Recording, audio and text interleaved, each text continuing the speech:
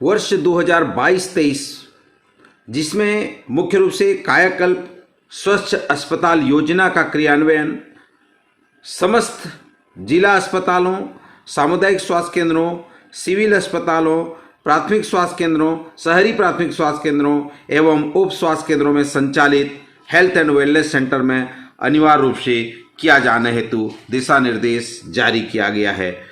अतः कायाकल्प योजना में समस्त अस्पतालों एवं स्वास्थ्य केंद्रों की 100% भागीदारी सुनिश्चित किया जाना है।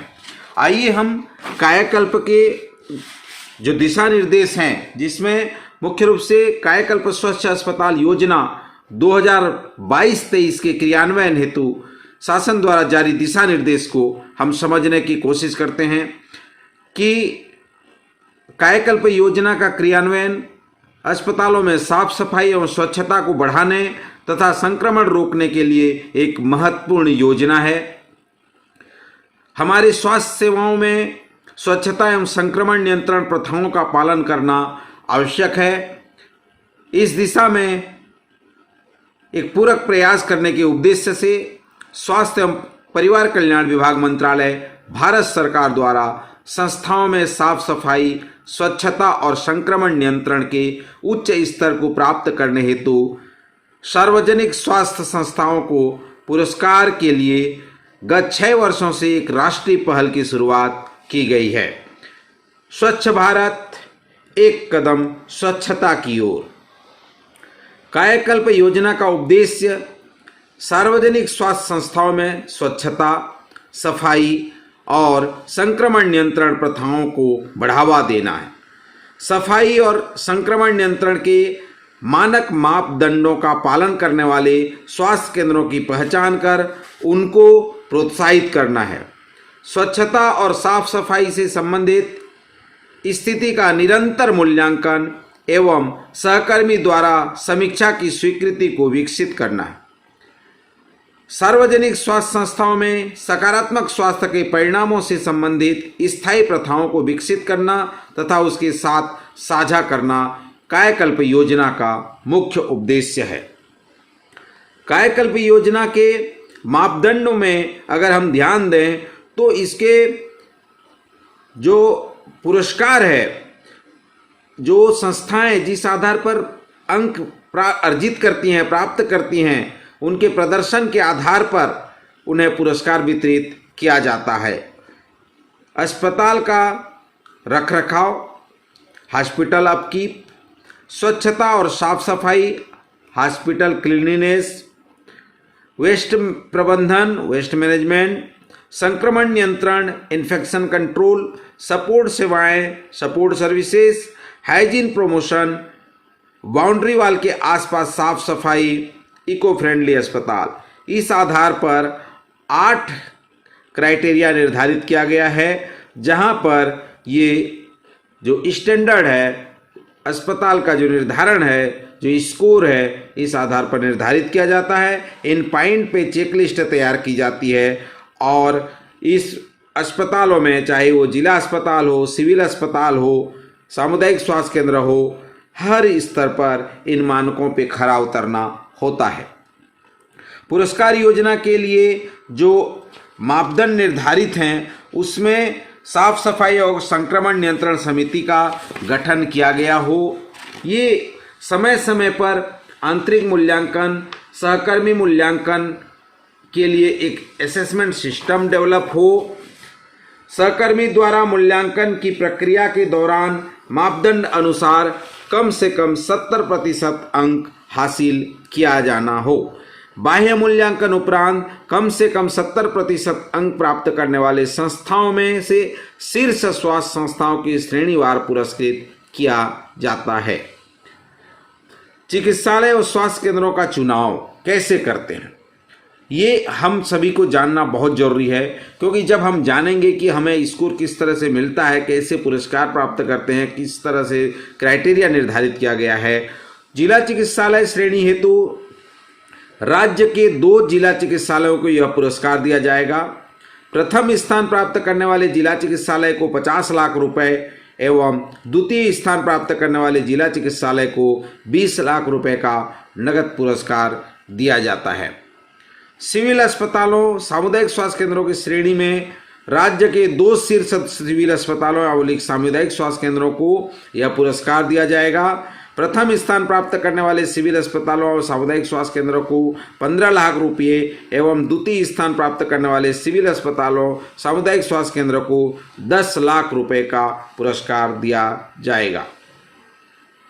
प्राथमिक स्वास्थ्य केंद्रों की श्रेणी में प्रत्येक जिले से प्रथम स्थान प्राप्त करने वाले प्राथमिक स्वास्थ्य केंद्र को 20 लाख रुपए का पुरस्कार प्रदान किया जाता है। शहरी प्राथमिक स्वास्थ्य केंद्रों की श्रेणी हेतु राज्य के 2 शीर्ष 2 शहरी प्राथमिक स्वास्थ्य केंद्रों को यह पुरस्कार प्राप्त होता है। प्रथम तथा द्वितीय स्थान प्राप्त करने वाले शहरी प्राथमिक स्वास्थ्य केंद्रों को क्रमशः 2 लाख रुपए एवं 1,50,000 रुपए नकद दिया जाता है। उप स्वास्थ्य केंद्रों की श्रेणी हेतु उप स्वास्थ्य केंद्रों में संचालित हेल्थ एंड वेलनेस सेंटर को यह अवार्ड हेतु पात्र होते हैं।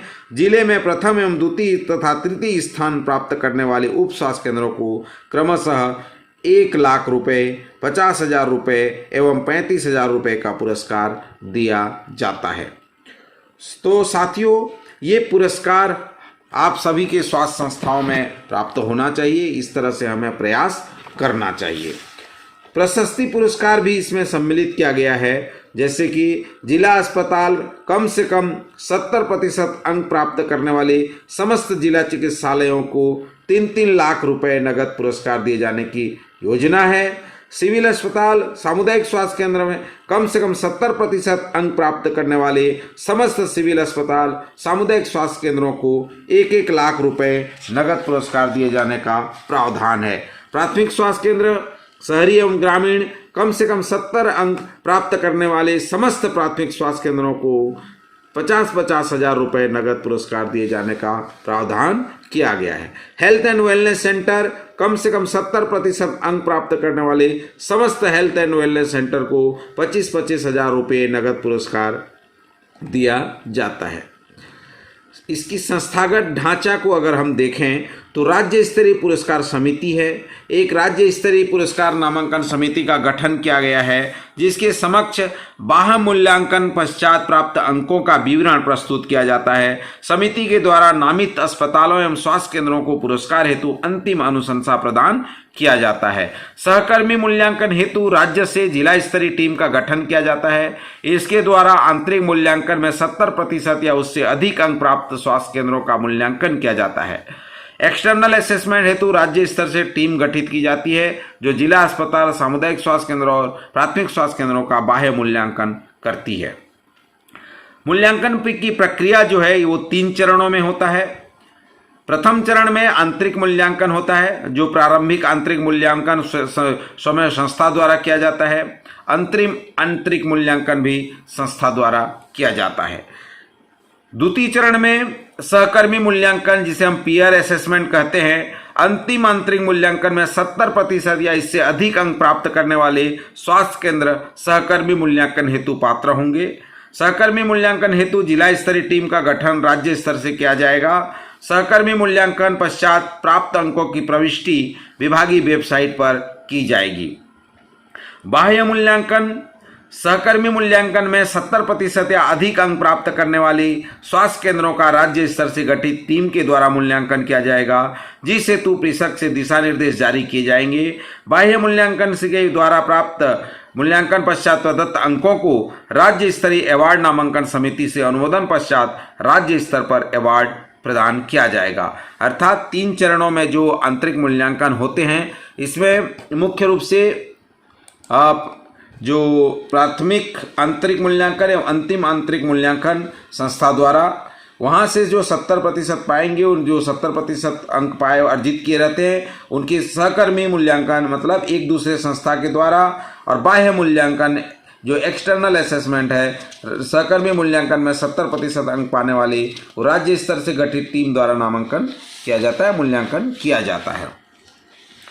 अब आते हैं आंतरिक मूल्यांकन हेतु विभिन्न स्तर पर जो टीम बनती है, उन टीम में कौन कौन होते हैं, कौन कौन सदस्य टीम में भाग लेते हैं। जिला अस्पताल हेतु टीम के सदस्य होंगे सिविल सर्जन, कलेक्टर द्वारा नामांकित प्रतिनिधि, आरएमओ, स्त्री रोग विशेषज्ञ, जिला कार्यक्रम प्रबंधक, अस्पताल सलाहकार, यूनिसेफ, एनजीओ या जीवनदीपी समिति के सदस्य, सिविल अस्पताल और सामुदायिक स्वास्थ्य केंद्र हेतु विकासखंड चिकित्सा अधिकारी, एसडीएम द्वारा नामांकित प्रतिनिधि, स्त्री रोग शल्य विशेषज्ञ, वरिष्ठ चिकित्सा अधिकारी, विकासखंड कार्यक्रम प्रबंधक और वरिष्ठ स्टाफ नर्स, प्राथमिक स्वास्थ्य केंद्र हेतु चिकित्सा अधिकारी, ग्रामीण चिकित्सा सहायक, फार्मासिस्ट, स्टाफ नर्स, साथ ही साथ शहरी प्राथमिक स्वास्थ्य केंद्र हेतु चिकित्सा अधिकारी, फार्मासिस्ट और staff nurse, health and wellness centre हेतु संस्था प्रभारी, स्टाफ नर्स या एनएम इसके जो टीम के सदस्य होंगे। समस्त स्टाफ को कायाकल्प संबंधित प्रशिक्षण चिकित्सालय स्वास्थ्य केंद्र स्तर पर आयोजित किया जाएगा। ये समय सीमा में आपको पूर्ण करना है। तो वर्ष 2022-23 हेतु जो समय सीमा निर्धारित की गई है या प्रत्येक वर्ष इस तरह से समय सीमा निर्धारित होता है, वो प्रारंभिक आंतरिक मूल्यांकन की अवधि 12 से 21 सितंबर 2022 तक है। जिस गैप एनालिसिस है उसकी पूर्णता करने के लिए 22 सितंबर से 15 अक्टूबर का समय सीमा दिया गया है।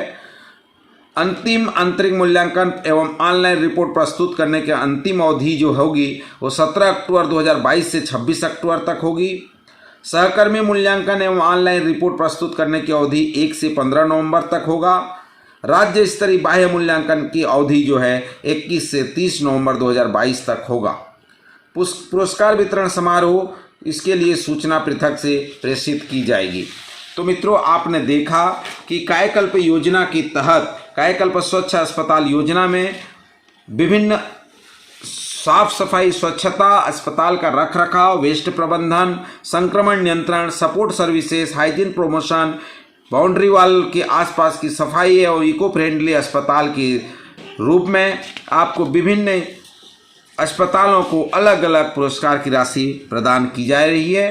तो इस योजना का लाभ प्राप्त करने के लिए मुख्य रूप से सबसे पहला जो दायित्व होता है वह है सेल्फ असेसमेंट, आंतरिक मूल्यांकन, इंटरनल असेसमेंट। जब आप प्रारंभिक आंतरिक मूल्यांकन खुद से करेंगे, अपना एनालिसिस खुद से करेंगे और अंतिम आंतरिक मूल्यांकन करके जो प्रतिशत आप एंट्री करेंगे और अपने आप को जो प्रतिशत देंगे, उस आधार पर ही आप कायाकल्प में फाइट करते हैं। तो पहला आप देखिए, अपना आकलन स्वयं करिए, अपने आप को कहाँ पाते हैं, उसमें फिर आप अगर सुधार कर सकते हैं, उसमें कुछ गुंजाइश बनता है तो आप सुधार करके उसको अपग्रेड करिए।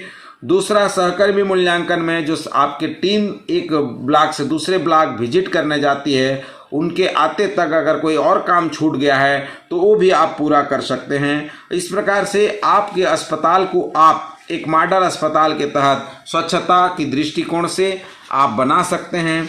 तो कायाकल्प योजना में अनिवार्य रूप से भाग लीजिए और कायाकल्प स्वच्छ अस्पताल योजना का लाभ लीजिए। आप सभी का बहुत बहुत धन्यवाद।